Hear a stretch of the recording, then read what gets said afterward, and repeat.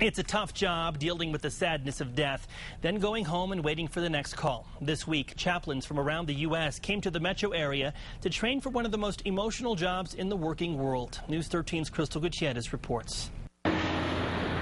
In seconds, a deadly crash sends family members to tears and chaplains to console them.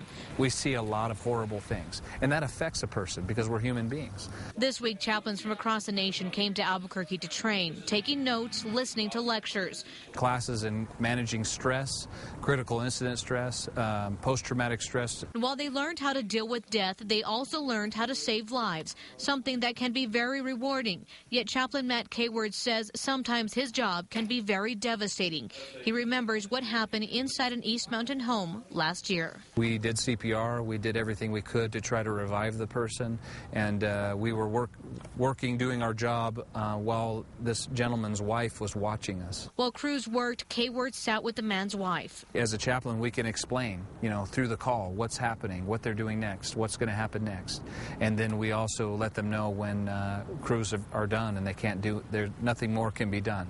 The man died, and while crews packed up and got ready to leave, Kayward started his work, which could include a shoulder to cry on, and at times could mean picking up a phone to make those difficult calls. She could barely talk, losing her husband.